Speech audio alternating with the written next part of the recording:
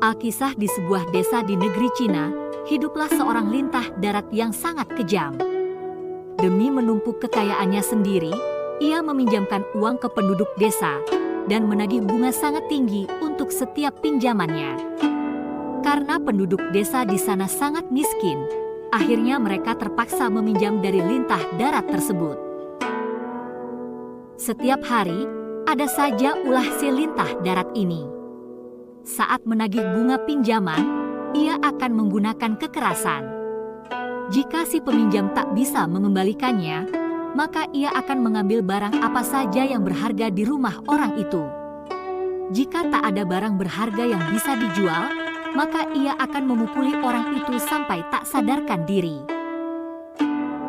Tindakan kejam ini sudah diketahui semua penduduk desa, sehingga mereka sangat takut pada lintah darat tersebut.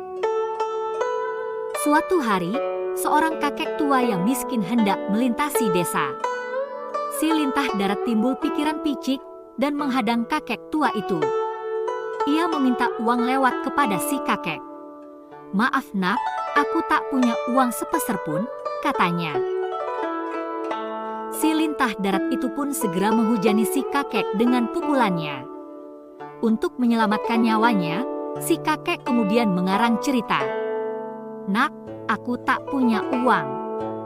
Satu-satunya yang kupunya adalah bambu ajaib ini," kata kakek. "Bambu ajaib, apa maksudmu?" Kakek pun menjelaskan bahwa ia membawa bambu ajaib yang daunnya bisa membuat si pemilik tak terlihat. Caranya sangat mudah, cukup memetik sehelai dan menempelkannya di dahi. Si lintah darat berseri-seri. Tanpa babi bu ia merampas bambu yang dibawa kakek ke rumahnya. Sesampai di rumah, ia memetik selembar daun dan menempelkan di dahi. Ia pun bertanya pada istrinya untuk mengetes kesaktian daun tersebut. "Istriku, apakah sekarang aku tak terlihat? Tentu saja aku bisa melihatmu." Merasa tak puas dan penasaran, ia memetik selembar daun lagi dan bertanya pada istrinya. "Istriku, apakah sekarang aku tak terlihat? Apa sih yang kau lakukan? Tentu saja aku bisa melihatmu." Masih penasaran, si lintah darat memetik daun berkali-kali hingga menyisakan daun terakhir. Kemudian, dipakainya daun terakhir tersebut di dahinya.